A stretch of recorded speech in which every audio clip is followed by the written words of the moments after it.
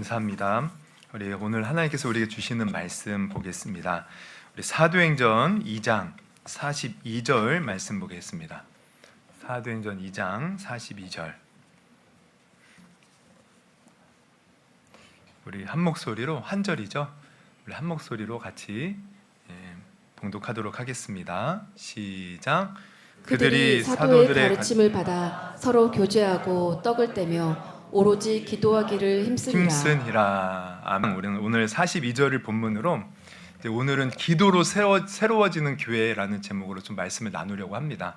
우리 지난주에는 말씀으로 새로워지는 교회 나누었죠. 제가 이렇게 이러한 말씀을 나누는 것은 지난주에도 말씀드렸지만 우리 올해 교회 표어가 말씀과 기도로 새로워지는 교회예요. 우리 다시 한번 읽어볼까요? 뒤에 저기 나와 이렇게 옆에 있고 뒤에 있는데 우리 말씀과 기도로 새로워지는 교회. 우리 힘차게 한번 외쳐보겠습니다. 시작. 말씀과 기도로 새로워지는 교회. 할렐루야. 네. 여기서 새로워진다는 것은 부흥을 의미한다고 했죠. 근데 왜 부흥이 새로워지는 것이냐? 우리는 흔히 부흥하면 사람이 많아지고 교회가 커지는 것을 생각하지만 이 부흥의 의미를 보면 이 새롭게 다시 태어나다, 뭔가 이렇게 새롭게 소생하다, 이런 의미가 있어요. 그래서 영어로는 리바이벌이라는 단어가 쓰였는데 새롭게 되는 겁니다. 어떻게 새롭게 돼요? 하나님을 모르던 자가 하나님을 만나서 뭔가 영혼이 새로워지는 거예요. 뿐만 아니라 우리가 성경으로 따지고 보면 우리의 신분이 완전히 바뀝니다. 전에는 마귀의 손에서 마귀의 자녀로서 마귀와 함께 영원한 형벌을 받을 존재였는데 우리는 하나님의 자녀로 신분이 급상승해요. 그래서 그 하나님이 계신 나라의 주인공이 됩니다. 주인공이. 여러분, 큰 기업의 그 사장의 아들, 재벌 우리가 2세, 3세 그러죠. 그 아버지의 것을 다 누리잖아요. 우리 하나님의 그 크신 모든 것들을 우리가 자녀가 되어 다 누릴 수 있는 이제 권세를 얻게 된다는 거예요. 이렇게 새로워지는 역사, 이게 사실 부흥입니다. 그래서 우리가 그렇게 주님을 만나서 우리의 신분이, 영혼의 상태가 바뀌어지고, 그래서 하나님의 자녀로서 이 땅에 하나님과 함께하면 과거에는 지옥 같았던 삶이 천국의 삶이 되는 거예요. 과거에는 그렇게 슬픔과 걱정과 염려가 많았던 삶이 하나님 안에서 기쁨과 감사와 행복으로 바뀌는 거죠. 이 부흥을 우리가 늘 경험해야 돼요. 주님을 만났을 때뿐만 아니라 우리가 신앙생활하면서 늘 이 부흥을 경험해야지 우리는 험난한 이 세상을 승리로 장식하며 살 수 있는 것입니다. 그래서 이 부흥은 한 번 경험하고 끝나는 게 아니에요. 그리고 단순히 교회 차원에서 경험하는 것이 아니라 우리는 개인적으로 또 교회적으로 국가적으로 그리고 한 번이 아니라 지속적으로 계속해서 이 부흥을 경험해야 됩니다. 할렐루야. 그런 의미에서 말씀과 기도로 새로워지는 교회라는 표어를 올해 제가 짓게 되었고, 그리고 지난주에는 그런 의미에서 말씀으로 새로워지는 교회라는 제목으로 좀 말씀을 나눴고요. 오늘은 기도로 새로워지는 교회라는 좀 제목으로 좀 은혜를 나누려고 합니다. 여러분, 기도는 너무나도 중요해요. 그래서 아무리 강조해도 지나침이 없습니다. 그만큼 기도는 중요하고 또 우리가 많이 해야 돼요. 그런데 항상 우리는 기도할 때 주의해야 될 것은 기도를 하되, 좀 전에도 말씀드렸죠, 이 말씀을 근거로 기도해야 됩니다. 항상 말씀 붙들고 기도해야지 말씀에서 벗어나 기도만 많이 하게 되면 사실 많은 부작용이 나타나기도 해요. 말씀이 없으면 기도를 해도 다른 종교와 같은 기복적인 기도만 하게 되고, 또 기도를 하면 어쨌든 하나님이 역사하시는데 그 역사를 보고 교만해지기도 해요. 마치 자기가 잘나서 그런 줄 알고. 예를 들면 어떤 사람은 기도를 많이 했어요. 그랬더니 막 뭔가 환상도 보고 어떤 영적인 체험을 하고, 또 자기가 기도했더니 어떤 사람들의 병이 고침받아. 그러면 하나님은 사실 하나님이 살아계시고 예수가 우리의 구원자가 되시는 증거로 그러한 어떤 이적들을 보여주시는 거거든요. 근데 말씀에서 벗어나면 이것을 깨닫지 못하고 마치 자기가 잘난 줄 알고 그리고 말씀에서 벗어나다 보니 기도하면 마치 이런 현상만 나타나는 줄 알고 거기에 빠져드는 거예요. 그러면서 나는 이렇게 기도하면 능력이 나타나. 그러면서 다른 사람들을 무시하기 시작해요. 급기야는 목회자들도 무시해요. 우리 목사님은 기도해도 능력이 없어. 나같이 기도해봐 능력이 나타나지. 그러면서 목사님 무시하고 또 교회에서 성도들에게 목사님을 비방하면서 자기를 따르라고 해요. 그러면서 교회에 큰 분란을 일으키고 또 문제를 일으키기도 하죠. 이게 다 사실 말씀이 없이 기도에만 빠져서 그렇습니다. 저는 이런 사람들 지금까지 많이 보아왔어요. 그래서 우리는 기도를 해도 말씀의 근거에서 기도를 해야 된다. 그래서 말씀에 근거하여 기도를 하게 되면 그 사람은 겸손해져요. 자기에게 능력이 나타나도 이것을 늘 하나님께 영광 올려드리고 또 이 하나님이 주신 능력을 다른 사람을 위해서 또 주님의 몸된 교회를 위해서 오직 하나님의 영광을 위해서 사용하게 되는 것이죠. 여러분, 벼는 익을수록 어떻게 돼요? 고개를 숙입니다. 신앙도 마찬가지예요. 신앙이 성숙하고 영적으로 깊어질수록 겸손해지는 거예요. 우리 예수님 얼마나 겸손하셨습니까? 결코 자신을 높이지 않았어요. 자기를 낮추어서 십자가에까지 가셨잖아요. 이게 진정한 신앙의 모습이에요. 그래서 말씀에 근거하여 우리는 기도를 해야 된다는 것을 여러분 주의할 수 있기를 바랍니다. 그래서 오늘도 우리가 이제 기도에 대해서 살펴볼 때 단순히 어떤 개인의 경험담을 얘기할 것이 아니라 말씀에서 성경에서 말하고 있는 기도는 어떤 것인가라는 것을 좀 집중적으로 살펴보려고 하는데요. 먼저 우리가 생각해 볼 것은 왜 기도가 중요하고 왜 기도를 해야 되는가라는 것이에요. 그것은 다른 이유가 없습니다. 우리의 본이 되시고 우리가 바라봐야 될 그 예수님이 늘 기도로 사셨기 때문이에요. 이 땅에 오셔서 예수님은 보시면 늘 기도하셨어요. 먼저 우리 한 구절을 살펴보면 우리 누가복음 6장 12, 13절을 한번 보겠습니다. 우리 12, 13절 제가 한번 읽어볼게요. 이때 예수께서 기도하시러 산으로 가사 밤이 새도록 하나님께 기도하시고 밝음에 그 제자들을 부르사 그 중에서 12를 택하여 사도라 칭하셨으니. 그러면서 이제 뒤에 내용은 사도들의 이름이 나와요. 12사도들의. 그러니까 예수님은 이 12사도들을 세우기 전에 밤이 새도록 기도하셨다는 거예요. 뭘 보여줍니까? 중요한 일을 결정할 때 무엇보다 예수님도 기도하셨다는 거예요. 근데 이것뿐만 아니에요. 사실 예수님은 그냥 기도의 삶을 사셨어요. 공생애를 시작하실 때도 기도로 시작하셔요. 누가복음 3장 21절 백성이 다 침례를 받을 때 예수도 침례를 받으시고 뭐 했대요?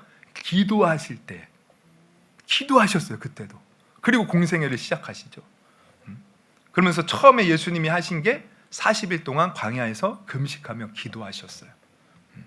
또 누가복음 9장 18절 우리 한번 같이 한번 읽어볼까요? 시작. 예수께서 따로 기도하실 때 제자들이 주와 함께 있더니 물어 이르시되 무리가 나를 누구라고 하느냐.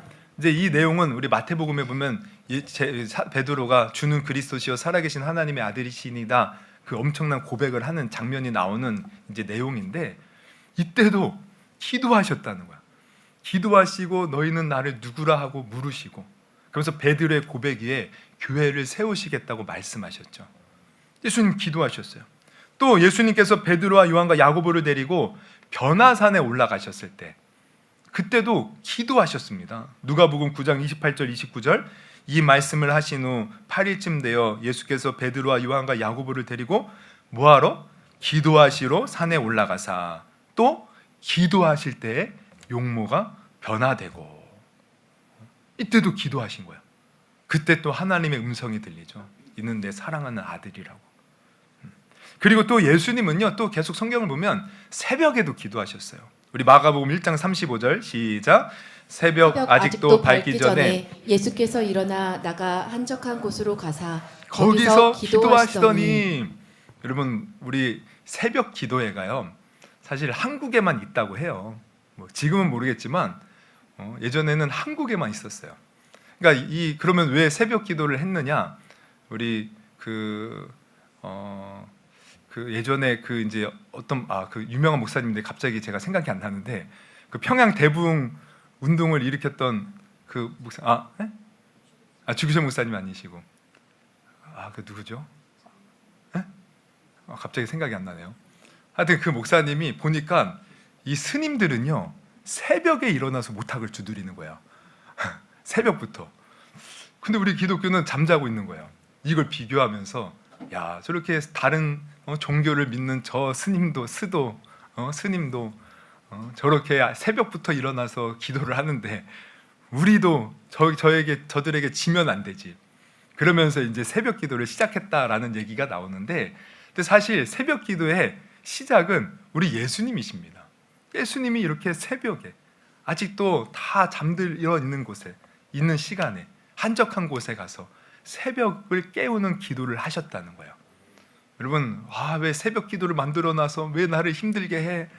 그렇게 생각하지 마시고 예수님을 바라보면서 우리 새벽을 깨울 수 있는 복된 성도가 되기를 주님의 이름으로 축원합니다. 예수님 새벽에도 기도하셨다는 거예요.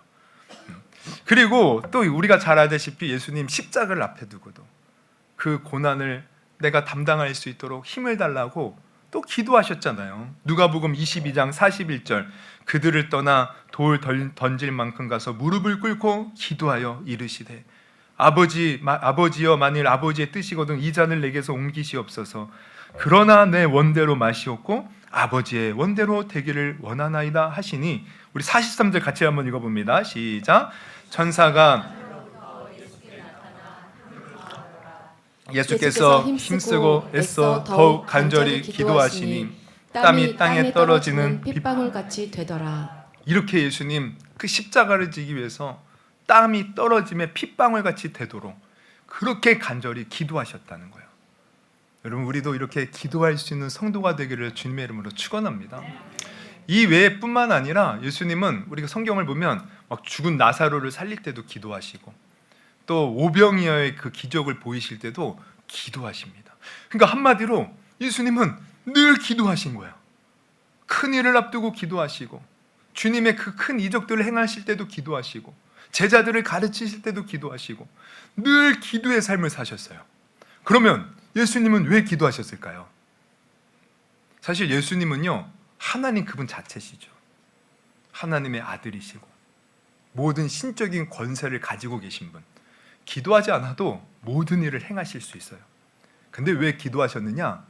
바로 우리와 같은 인간의 몸을 입고 이 땅에 오셨기 때문이에요. 우리와 똑같이 예수님 고통을 느끼시고 배고픔을 느끼시고 사실 죄의 유혹도 받으셨어요. 그래서 예수님은 기도하시는 겁니다. 기도하셔서 그 모든 이 세상의 유혹과 시험과 연약함을 이기시고 승리하셨잖아요. 그래서 그 기도의 본을 보이셔서 육신의 몸을 입고 있는 우리도 예수님처럼 기도하라는 거죠. 여러분, 우리도 얼마나 연약합니까? 우리의 삶이 얼마나 힘듭니까? 또 내 자신의 그 의지가 얼마나 이렇게 빈약합니까? 여러분, 작심삼일, 여러분 벌써 우리 1월 오늘 며칠이에요? 11일이에요. 고작 열흘 지났습니다. 근데 어떤 분은 벌써 처음에 그 마음을 잊어버리고 마음이 해이해졌대요. 아니 10일밖에 안 지났는데. 여러분, 우리가 이래요. 연약하잖아요. 근데 주님은 삶을 통해서 말씀해 주시는 거예요. 너희들이 비록 연약하고 부족하지만, 너희들이 그렇게 넘어지지만, 너희들이 마음은 원이로되 육신이 약하여 죄에 쉽게 빠지지만 나처럼 기도하면 너희도 하나님의 뜻을 이루고 승리할 수 있다. 나처럼 기도하면 너희도 믿음으로 하나님의 그 뜻을 이루는 복된 자들로 다 변화될 수 있다. 이걸 보여주시는 거예요. 그래서 우리도 기도해야 된다는 거예요. 기도하는 자는 절대 망하지 않습니다. 기도하는 자는 절대 시험에 들어도 이겨낼 수 있어요. 죄에 빠져도 우리는 다시 한번 주님 앞에 나아갈 수 있어요. 우리가 기도하면 어떠한 공격도 우리는 다 이겨낼 수 있음을 여러분 아시기를 바랍니다. 그래서 기도하는 거예요.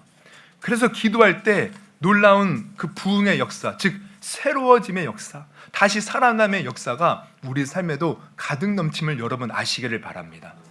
그래서 성경을 보면 제자들이 예수님이 승천하시고 난 후에 기도하는 겁니다. 기도했더니 그들도 예수님과 같은 삶을 살더라는 거예요. 그래서 오늘은 이제 계속해서 이 제자들의 또 기도를 좀 살펴보려고 하는데, 여러분 우리가 사도행전 1장을 보면 처음에 그 내용, 예수님이 그 승천하시는 내용이 나오죠. 근데 승천하실 때 예수님이 제자들에게 말씀하신 게 있어요. 그게 뭡니까? 우리 한번 찾아볼까요? 사도행전 1장 4절에서 5절, 제가 한번 읽어볼게요. 사도와 함께 모이사 그들에게 분부하여 이르시되 예루살렘을 떠나지 말고 내게서 들은 바 아버지께서 약속하신 것을 기다리라. 요한은 물로 침례를 베풀었으나 너희는 몇 날이 못되어 성령으로 침례를 받으리라 하셨느니라. 그러니까 예루살렘을 떠나지 말고 성령을 받을 때까지 기다리라, 이 말씀하셨어요. 그러면서 8절에 뭐라고 하셔요? 우리 8절 유명한 말씀이죠. 같이 읽겠습니다. 시작. 오직 성령이 너희에게 임하시면 너희가 권능을 권능을 받고 받고 예루살렘과 온 유대와 사마리아와 땅끝까지 이르러 내 증인이 되리라 하시니라. 이 말씀을 하시고 제자들이 보는 눈앞에서 예수님이 하늘로 올라가셨습니다. 그러면 이제 제자들이 해야 할 일은 뭐예요? 성령을 기다려야죠. 성령이 임할 때까지 기다리는 거예요. 왜? 성령을 받아야 땅끝까지 주님의 증인으로서 살 수 있기 때문에, 능력을 받을 수 있기 때문에. 그래서 그들은 성령을 기다립니다. 정말 예루살렘을 떠나지 않고. 근데 어떻게 기다려요? 그냥 기다리는 게 아니에요. 무엇 하며 기다린다고 성경은 기록하고 있느냐? 사도행전 1장 12절부터 보면 이렇게 나와 있죠. 제자들이 감람원이라 하는 산으로부터 예루살렘에 돌아오니, 이 감람원은 감난산을 말해요. 예루살렘 동쪽에 있는 그 큰 산도 아닙니다. 그 산인데 이제 거기서 돌아왔어요. 그러면서 예루살렘에 가까워 안식일에 가기 알맞은 길이라 들어가 그들이 유하는 다락방으로 올라가니, 이게 이제 마가의 다락방이라 불리는 그런 다락방이죠. 베드로, 요한, 야고보, 안드레아, 빌립, 도마와 바돌로메, 마테와 알페오의 아들 야고보, 셀로신 시몬, 야고보의 아들 유다가 다 거기 있어. 우리 14절 같이 있습니다. 시작. 여자들과 예수의 어머니 마리아와 예수의 아우들과 더불어 마음을 같이하여 오로지 기도에 힘쓰더라. 할렐루야. 그들이 예루살렘을 떠나지 않고 성령을 기다리는데 뭘 하면서 기다립니까? 기도하면서 기다렸다는 거예요. 기도하면서. 그랬더니 어떤 역사가 일어나요? 기도할 때 어떤 역사가 일어나요? 우리 성경을 보십시오. 우리 기도했더니 많은 사람들은 바로 우리 오순절날 성령 받은 것으로 생각하는데, 그 중간에 한 특별한 일이 있어요. 그게 뭐냐면 기도를 하다 보니까 그들의 부족함을 깨달아요. 어떤 부족함이냐면, 사실 예수님이 세운 제자는 몇 명이었어요? 12이었어요. 그런데 그 12 중에 한 명이 배신을 하죠. 예수님을 팝니다. 그 이름이 뭐예요? 누구죠? 가룟 유다. 그래서 이 가룟 유다가 죄책을 느끼다가 결국 자신의 목숨을 스스로 끊고 말아요. 그래서 지금 12 제자 중에 한 제자가 없는 겁니다. 예수님은 12를 세웠는데 이 부족함을 깨달아요. 그래서 그들이 기도하다가, 우리 예수님이 세운 제자 12인데 한 명이 부족하다. 그래서 우리가 이 한 명을 뽑아야겠다. 예수님과 함께하며 예수님의 말씀을 가까이서 들었던 자. 그래서 제비를 뽑아 누구를 뽑죠? 마띠아를 뽑는 거예요. 그러면 여기서 우리는 중요한 것을 깨달아요. 여러분, 우리가 신앙생활 하면서 다른 것도 마찬가지지만, 여러분, 우리가 때로는 그냥 내가 다 완벽해, 내가 그저 모든 걸 할 수 있어, 이런 마음보다 주님 앞에 겸손하게 나의 부족함을 깨닫는 게 사실 복입니다. 세상에 어떠한 사람도 처음부터 완벽한 사람 없고, 어떠한 공동체도 처음부터 완벽한 공동체는 없어요. 사실 다 부족해요. 근데 누가 성장하고 누가 성숙하는가 봤더니 자기의 부족함을 깨닫는 사람, 그래서 그 부족함을 가지고 하나님 앞에 나아가 나의 부족함을 채워달라고 기도하는 사람이 사실 그것을 이기고 성숙할 수 있다는 거예요. 그러니까 우리가 신앙생활 때도 마찬가지입니다. 늘 나는 잘해, 나는 부족한 게 없어, 그럼 그 사람은 항상 그 제자리예요. 근데 나의 부족함을 깨닫는 사람, 정말 내가 하나님 앞에 이렇게 부족하구나, 내가 이렇게 연약하구나, 그러한 사람이 사실 신앙의 성숙을 이룰 수 있어요. 회개할 수 있습니다.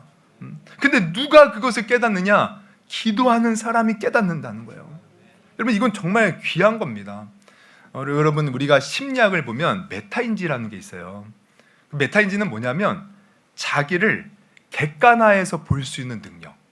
그러니까 쉽게 말하면 자기를 그냥 주관적으로 나는 뭐든지 잘할 수 있어, 나는 괜찮아, 이렇게 보는 게 아니라 타자가 다른 사람이 나를 보듯이 객관적으로 나를 보는 거예요.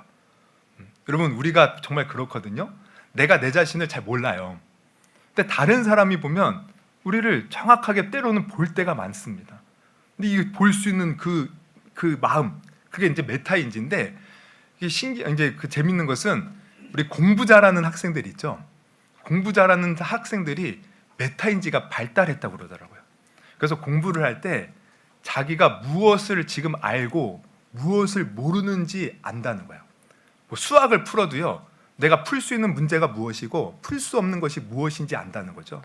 그래서 공부 잘하는 학생들은 내가 부족한 것들을 집중해서 이제 공부를 하는 거예요. 그러다 보니 조금만 이제 공부를 해도 공부를 이제 이렇게 성적이 잘 이렇게 올라요. 그런데 공부를 못하는 학생들의 특징은 내가 지금 뭘 잘하는지 못하는지를 아예 모르는 거예요. 그냥 뭉뚱그려서 그냥 무조건 덮어놓고 열심히 하면 되겠지. 그래서 열심히 하는데 성적이 안 올라요. 모르는 거죠. 내가 지금 뭘 할 수 있고 뭘 못하는지. 그래서 전략적으로 공부를 못하는 거야. 근데 이게 우리의 신앙 또 우리의 삶에서도 마찬가지라는 겁니다. 여러분 우리는 정말 하나님 앞에서 나의 부족함을 깨달아야 돼요. 깨닫지 못하고 덮어놓고 열심히 하고 덮어놓고 그냥 내 뜻대로 내 생각대로 그냥 열심히 하다가 분명히 예수님 말씀하시죠. 그날에는 누구든지 주여 주여 하는 자마다 천국에 못 들어간다고. 아버지의 뜻대로 하는 자가 들어간다고. 그러면 내가 지금 아버지의 뜻대로 행하는지 못하는지 알아야 되잖아요. 내가 정말 주님 앞에 부족한 것이 무엇인지 알아야 되잖아요. 그 지혜가 우리에게 있어야 됩니다. 여러분 그 지혜가 있기를 주님의 이름으로 축원합니다. 근데 그 지혜를 갖는 것, 이 지혜를 우리가 가질 수 있는 길, 바로 기도에 있다는 거예요. 기도를 하면서 주님 앞에 서면 주님의 그 거룩하신 영광 앞에서 우리의 부족함이 빛 앞에서 다 드러나요. 그 안에서 우리가 겸손히 주님 앞에 구하면 하나님은 우리의 부족함을 채워주시는 귀하신 은혜의 하나님이십니다. 기도가 이 은혜의 역사를 일으켜준다는 것을 여러분 오늘 분명히 깨닫기를 주님의 이름으로 축원합니다. 그래서 이 제자들도 그렇게 기도하다 보니 부족한 것을 깨달아 그것을 채웠어요. 그리고 나서 그들은 또 뭘 했겠어요? 당연히 또 기도했겠죠. 그랬더니 그제야 비로소 오순절이 이름에 급하고 바람 같은 소리가 있고 각 사람의 불의 혀같이 갈라지는 것이 임하더니 그들이 성령의 충만을 받은 줄 믿으시기를 바랍니다. 성령 충만. 그러니까 이 성령의 충만을 받았다는 것은 지금 어떤 말씀이 성취된 거예요? 예수님이 말씀하셨잖아요. 예루살렘 떠나지 말고 너희들 내가 약속한 그 위로부터 오는 성령을 기다리라. 몇 날이 못 되어 성령을 받을 것이다. 이들이 그 약속의 말씀을 붙들고 기도했더니 성령을 받았다는 거야. 그럼 여기서 우리는 또 하나 깨닫죠. 여러분 성경을 보면 하나님의 축복의 말씀들이 얼마나 많은 줄 몰라요. 근데 그 말씀을 내 것으로 내 삶에 이루게 하는 방법이 바로 기도인 것입니다. 기도인 거예요. 제가 항상 하는 말씀이 있죠. 우리가 아무리 저 수원지에서 즉 물이 있는 곳에서 이 배관이 연결되어서 우리 다 상수도로 이렇게 오거든요. 근데 아무리 상수도가 깨끗하게 다 연결이 되어 있어도 우리가 물을 사용하려면 어떻게 해야 됩니까? 수도꼭지를 틀어야 됩니다. 수도꼭지를 꼭꼭 잠가두면 아무리 그 좋은 물이 우리 집 앞에 있어도요 사용할 수가 없는 거예요. 하나님의 축복도 마찬가지예요. 하늘의 신령한 복이 다 예수 그리스도 통하여 이미 우리에게 주셨어요. 근데 그것을 누가 수돗물처럼 받아서 내 것으로 쓰느냐? 바로 기도의 수도꼭지를 트는 사람. 할렐루야. 그래서 우리는 기도해야 되는 거예요.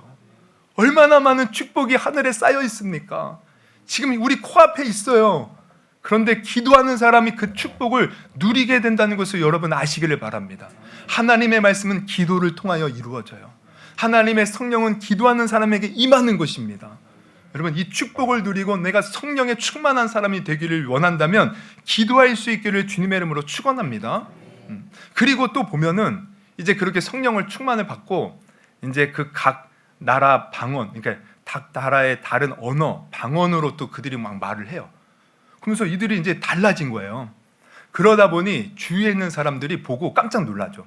특히 이때가 오순절이잖아요. 오순절은 그 77절이라고 하는 이제 유대인의 명절인데 그 각 지역에 흩어졌던 유대인들이 명절을 지키기 위해서 예루살렘에 모여들었어요. 근데 이 베드로를 비롯하여 제자들과 또 그곳에 있었던 많은 이제 초대교회 성도들이 성령을 받고 막 자기네들 나라 말로 막 방언을 하고 막 뭔가 달라진 모습을 보고 이들이 어떻게 해요? 처음에는 깜짝 놀랐다가 조롱을 하는 거예요. 아, 저들이 대낮부터 술에 취해서 저런 것은 아닌가. 이때 이제 베드로가 담대히 그들 앞에서 설교를 합니다. 그러면서 예수를 전해요.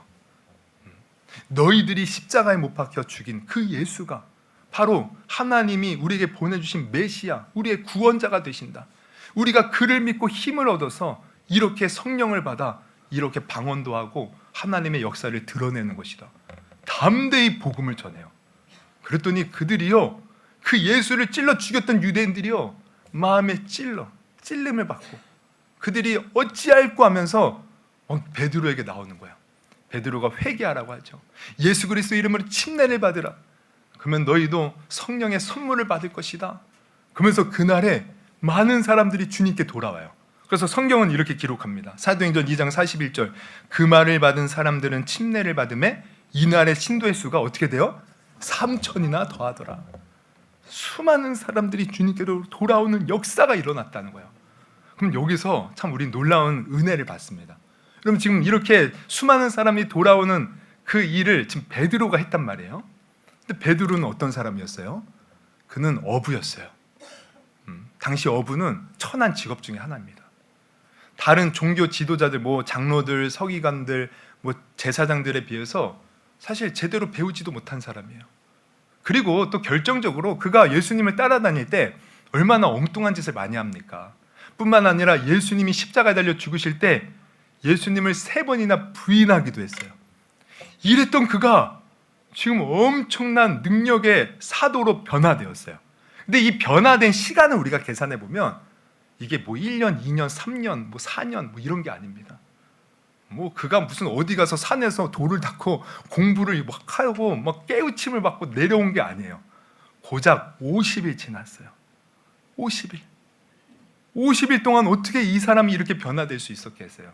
다른 게 아니라 성령을 받아서. 근데 그 성령을 무엇을 통해서 받았어요? 기도를 통해 받은 거예요. 여러분, 우리 기독교인들은 사실 우리가 주님 안에 서면 능력의 사람으로 다 변화될 수 있습니다. 우리는 다 능력자들이에요. 근데 그 능력을 어떻게 받느냐? 기도를 통해서 받는 겁니다. 기도를 통해서. 우리가 주님 앞에 기도할 때 하늘의 문을 여시고 우리에게 부족함을 채워주고자 그 성령의 능력을 우리에게 더딥혀 주시는 거예요. 물론 기도만 한다고 되는 것은 아니죠. 아까도 말씀드렸지만 말씀이 필요해요. 베드로가 예수님이 부르실 때 그물과 배를 다 버려두고 예수님을 3년 동안 따라다녔어요. 그 옆에서 예수님의 말씀을 듣고 예수님이 행하시는 것을 가르쳐 배웠어요. 그 말씀. 근데 중요한 것은 아무리 또한 우리가 말씀만 읽는다고 해서 우리가 변화되는 게 아닙니다. 어떤 사람은 정말 성경을 달달달 꿰는 사람이 있어요. 그리고 교회도 수없이 많이 수십 년을 다녔죠. 근데 기도하지 않는 사람은요, 이것도 아이러니한데 기도만 많이 해도 교만해지는데 기도는 안 하고 또 성경만 많이 봐도 교만해져요. 그리고 또 사실 능력이 없어요. 머리로는 아는데 삶에서 그것을 실천할 능력이 없는 거예요. 그런데 말씀을 붙들고 기도하면 능력이 생깁니다. 그저 머리로만 말씀이 머무는 것이 아니라 머리가 내 가슴으로 내려와요. 내 가슴을 뜨겁게 하고 또 이 가슴에서 손발로 이게 말씀이 또 뻗어나가요. 그래서 내가 가서 행하는 그 능력이 생기는 겁니다. 사랑이 없는 자가 사랑이 생겨요. 용서치 못한 자가 용서를 하게 됩니다. 다른 사람의 영혼을 봐도 아무런 감흥이 없었던 자가 불쌍히 여기는 마음을 갖게 돼요. 그리고 때로는 수없이 많은 죄악이 나를 넘어뜨렸는데 그것을 이길 힘이 생기는 거예요. 하나님이 말씀하실 때마다 내 생각과 맞지 않아도 기도하는 자는 그 말씀대로 순종하며 믿음으로 나아가게 되는 거예요. 아무리 어떤 사람이 나를 힘들게 해도 그것을 이겨낼 수 있는 힘이 생긴다는 거예요. 제가 금요일에도 말씀드렸는데 여러분 우리가 KTX를 탄 사람은요 동네에서 개가 짖어도 어떻게 해요? 아무리 개새끼가 짖어대도 그냥 KTX는 가는 겁니다. 가는 거예요. 그런데 그저 동네에서 왔다 갔다 어슬렁어슬렁 한 사람은 개가 짖으면 그 개와 싸운다는 거예요. 여러분 성령의 능력을 받은 사람은 KTX를 탄 사람이에요. 개가 짖어도 사실 들리지도 않죠. 그냥 주님의 뜻을 향해서 달려나가요. 근데 우리가 능력이 없으면 어떡합니까? 사소한 것에 넘어져요. 우리 아이들 보면은 어렸을 때 우리 둘째가 그렇게 자주 넘어졌어요. 이제 지금 생각하면 이제 눈이 좀 안 좋아서 넘어졌는데 아니 그냥 걸어가다 보면 넘어질 게 아닌데 넘어져요. 그러면 보면은 작은 돌뿌리 아니 이렇게 길이 이렇게 블록이 있어도 블록이 이렇게 조금 이렇게 튀어나온 곳들 너무 작은 거에 넘어지는 거죠. 왜? 아직 어리니까. 근데 자라고 이제 어느 정도 저렇게 넘어질까 걱정을 많이 했는데 이제 자라고 키가 크니까 그런 곳에 넘어지지 않더라고요. 왜? 그것이 이제는 더 이상 걸림돌이 되지 않는 거예요. 여러분 우리가 왜 사람의 한마디에 내 마음이 힘들고 또 거기에 신경 쓰이고 또 어떤 작은 문제에 내 마음이 때로는 무너질 때가 있고 왜 그렇습니까? 그것을 감당할 능력이 아직 없는 거예요. 내 믿음이 그만큼 자라지 못한 거예요. 그러나 여러분 기도하면 그래서 성령이 임하고 성령께서 우리를 붙들면 여러분 어떠한 큰 문제도 우리는 거뜬히 이겨낼 수 있는 능력자가 될 수 있다는 것을 여러분 깨달을 수 있기를 축원합니다. 기도하는 사람이 능력 받는 겁니다. 여러분 우리 기도해서 다 이렇게 능력 받는 새로운 자로 거듭날 수 있기를 주님의 이름으로 축원합니다. 그리고 또 이제 그들이 이렇게 베드로가 기도해서 3,000명이 막 돌아왔어요. 그럼 그들이 모여서 이제 무엇을 했는가? 그게 바로 오늘 우리가 읽은 본문 말씀이에요. 41절에 보니 3,000명이 돌아왔다. 그래서 오늘 읽은 본문 41절을 보니 어떻게 말하고 있어요? 같이 한번 읽어볼게요. 시작. 그들이 사도의 가르침을 받아 서로 교제하고 떡을 떼며 오로지 기도하기를 힘쓰니라. 사도의 가르침을 받았다. 이거 말씀을 계속 이제 배우는 거죠. 그러면서 서로 교제도 해요. 또 떡을 뗀다는 것은 이게 여러 이제 의미가 있는데 뭐 교제의 의미도 있고 또 성찬식 예수님이 가르쳐 주신 그 예수님의 살과 피를 상징하는 떡과 잔을 나누면서 또 예수님을 늘 생각하는 거죠. 그러면서 그들이 또 뭘 했다고 나와요? 기도했다는 거예요. 기도했다는 거. 그들이 모여서 그렇게 또 말씀 붙들고 기도했더니 더 엄청난 일들이 일어납니다. 그건 뭐냐면 바로 초대교회가 아름다운 공동체, 정말 천국과 같은 공동체가 되더라는 거예요. 그래서 그 42절 읽었죠? 43절부터 보면 이렇게 기록되어 있어요. 사람마다 두려워하는데 사도들로 말미암아 기사와 표적이 많이 나타나니 믿는 사람이 다 함께 있어 모든 물건을 서로 통용하고 또 재산과 소유를 팔아 각 사람의 필요를 따라 나눠주며 날마다 마음을 같이하여 성전에 모이기를 힘쓰고 집에서 떡을 떼며 기쁨과 순전한 마음으로 음식을 먹고 47절 같이 한번 읽습니다. 시작. 하나님을 찬미하며 또 온 백성에게 칭송을 받으니 주께서 구원받는 사람을 날마다 더하게 하시니라. 할렐루야. 여기서 보면은 모든 물건을 서로 통용하고 또 재산과 소유를 팔아 각 사람의 필요를 따라 나눠주니 그럼 여기 시험 들지는 마십시오. 우리가 은혜 받았다고 이렇게 살아야 된다라는 것은 아니에요.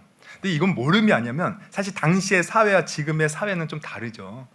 그러니까 이게 뭘 의미하냐면 그만큼 다른 어려운 사람을 봤을 때 그들이 가만히 눈뜨고만 본 게 아니라 힘을 다해서 다른 어려운 사람을 돕는 일에 힘썼다는 거예요.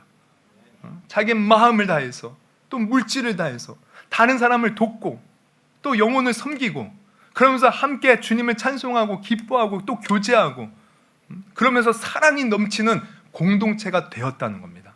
그랬더니 그 주위에 있는 사람들이 보고 예수 믿지 않는 사람들도 저들은 다르구나. 그들을 칭찬하고 그러면서 계속해서 날마다 구원받는 자의 수가 늘어났다. 여러분 오늘날 우리 교회도 이런 교회가 되어야 됨을 여러분 아시기를 바랍니다. 정말 사랑이 넘치는 교회가 되어야 돼요. 그 사랑의 힘으로 세상을 변화시키는 겁니다. 좀 많은 사람들은 목소리를 높여야 세상을 변화시킨다고 생각을 해요. 그래서 많은 우리 기독교인들이 막 저기 모이죠. 목소리 높여야 된다고. 침묵하면 진다고. 그러나 그렇지 않아요. 성경을 보면 목소리를 높이기보다 우리가 하나님 앞에 무릎 꿇고 기도하여 하늘의 능력을 받고 하나님이 원하시는 사랑으로 똘똘 뭉칠 때 세상을 이겼음을 여러분 아시기를 바랍니다. 이 아름다운 공동체가 되는 거예요. 여러분 오늘날 교회를 봐요. 그런데 오늘날의 현실의 교회는 이런 사랑의 공동체입니까? 솔직히 세상에 지탄을 받는 공동체 아닙니까? 뿐만 아니라 우리 교회 성도들도 솔직히 인정해 보자고요. 우리 교회가 그렇게 온전치 않잖아요. 말 많고 탈 많고 문제 많고 또 많은 사람들이 상처받고. 여러분 너무 안타깝죠. 왜 그럴까요? 우리가 정말 목숨 걸고 기도하지 않기 때문에 그래요. 기도하지 않고 그저 육신의 생각대로 내 마음의 감정대로 우리가 따라가니까. 그러나 우리가 정말 모여서 기도에 힘쓰면 여러분 초대교회에 일어난 이 아름다운 사랑의 공동체가 우리 가운데도 실현될 수 있다는 것을 여러분 아시기를 바랍니다. 그래서 우리는 세상을 변화시킬 때 이 사랑으로 변화시켜야 돼요. 사람들이 지금 왜 몰려왔겠어요? 사랑. 세상에서 볼 수 없는 사랑이 있는 거예요. 당시에 어떤 책을 보니까 당시에도 지금 우리 코로나 때문에 한번 우리 세상이 완전히 변화되었죠. 완전히. 우리가 정말 이전에는 알 수 없던 우리 일상이 깨어지고 비일상이 또 새로운 어떤 일상이 되는 어떤 그러한 어떤 일들을 겪었는데, 근데 이 전염병이 사실은 과거에도 많이 있었어요. 그때는 이 전염병이 걸면 약조차 없기에 더 많은 사람이 죽곤 했죠. 그래서 로마 시대에도 이 전염병이 동네마다 휩쓸 때가 있었습니다. 그래서 어떤 이제 마을에 그 전염병이 돌아서 많은 사람들이 그것을 다 이제 자기 집을 버리고 이렇게 나가 이제 다른 동네로 피신하는 그러한 상황이었는데, 아니 어떤 한 무리는 떠나지 않고 계속 아픈 사람들을 간호하더라는 거예요. 이 사람들이 누군가 봤더니 바로 기독교인들이었어요. 그리스도인들. 그들은 사랑으로 세상을 변화시켰어요. 여러분 우리도 기도하여서 이 사랑으로 세상을 변화시킬 수 있는 사랑의 공동체 될 수 있기를 주님의 이름으로 축원합니다. 할렐루야. 기도할 때 진정한 부흥이 일어나는 거예요. 여러분 부흥이라는 것은 정말 사람만 많아진다고 부흥이 아닙니다. 이거 잘 아셔야 돼요. 우리는 사람이 많고 크면 좋다고 생각하지만 그렇게 따지면 여러분 신천지도 부흥하고 있어요. 얼마나 많은 사람들이 몰려듭니까? 다 속아서. 저 하나님의 교회, 그 어머니 하나님 하는 그 안상원교 거기도 부흥해요. 그럼 부흥은 단순히 사람이 늘어나는 게 아니에요. 우리가 새로워져야 돼요. 사랑이 넘치는 예수 그리스도를 닮은 모습으로 변화되는 것이 진정한 부흥인 것이에요. 여러분 이 진정한 부흥이 우리 교회와 또 우리 가정과 또 우리 삶에 나타날 수 있기를 주님의 이름으로 축원합니다. 그러기 위해서는 기도해야 되는 거예요. 마지막으로 뭐 또 여러 가지 기도했을 때 많은 일들이 있었지만 또 마지막으로 보면 또 이렇게 그들이 기도하고 또 복음을 전했더니 많은 사람들이 몰려들고 그러면서 참 교회가 계속해서 이제 성장하죠. 그랬더니 이제 문제가 생겨요. 이것을 보고 종교 지도자들이 눈뜨고 볼 수 없죠. 그들이 정죄하여 십자가에 못 박아 죽인 그 예수를 많은 사람들이 따르면서 그 예수를 전하고 있으니, 그리고 많은 사람들이 현혹되고 있으니 가만히 있을 수 있습니까? 그래서 이제 핍박을 가하기 시작해요. 베드로와 요한을 잡아서 막 위협을 합니다. 너희들 이렇게 계속하면은 저 예수처럼 죽이겠다. 온갖 큰 위협을 해요. 그러니까 위기가 찾아온 거예요. 여러분 우리는 항상 알아야 돼요. 우리가 신앙생활할 때 위기는 항상 찾아옵니다. 위기는. 이거 어쩔 수 없어요. 왜냐하면 이 땅을 사는 동안에는 마귀의 공격을 우리가 피할 수 없고, 때로는 그 시험이 우리의 육신의 연약함 때문에 오기도 하고, 또 내가 알지 못하는 어떤 시험들도 와요. 하나님이 훈련하고 단련하기 위해서 항상 위기와 시험이 와요. 근데 문제는 뭐냐면 어떤 사람은 그 위기와 시험을 만날 때 좌절하고 넘어지는 사람이 있어요. 아, 내가 하나님을 이렇게 믿었는데 하나님 나에게 이런 어려움을 주십니까? 하나님을 원망해요. 하나님의 그 뜻을 이해하지 못하고 그저 그 믿음, 지금까지 지켜왔던 믿음을 버리는 사람도 있어요. 여러분 우리는 이러한 사람 되지 않기를 주님의 이름으로 축원합니다. 그 원인이 뭐 마귀로부터 오든 내 시험으로부터 오든 하나님의 훈련으로 오든 어떤 원인이든 중요한 건 뭐냐면 그 모든 것을 통하여 하나님은 합력하여 선을 이루신다는 거예요. 마귀의 공격도 하나님은 그것을 선으로 바꾸시는 분이죠. 그래서 우리는 그 하나님의 축복을 누려야 되는데 누가 축복을 누리는가 봤더니 기도하는 사람. 그래서 이 베드로와 요한도 잡혀서 큰 위협을 받고 나왔을 때 그들이 성도들에게 우리가 이제 이런 어려움을 당했다고 어떻게 하냐고 그러면서 무슨 계획을 세우고 무슨 대책을 세운 게 아니에요. 그 얘기를 듣고 한 일이 뭐냐, 바로 그들이 다시금 기도를 했다는 거예요.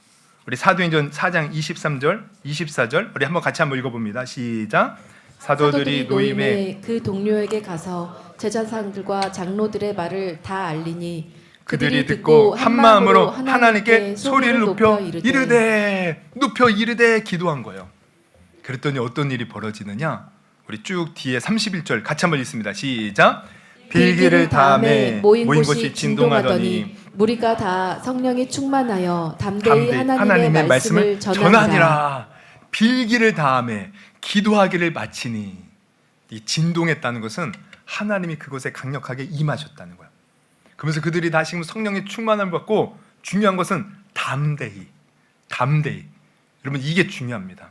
여러분 우리는 응답받을 때 그냥 내가 기도하면은 뭐 병고침이 딱 병 고쳐주세요 하면 병고침이 응답이고, 또 돈이 없으니까 뭐 문제가 해결해 주세요 그래서 돈이 생기면 응답이라고 생각하지만, 진짜 큰 응답은 뭐냐면 내 마음에 불안과 걱정과 염려가 사라지고 담대함이 생기는 것이 진짜 응답입니다. 담대함. 그래서 담대함이 딱 생기잖아요.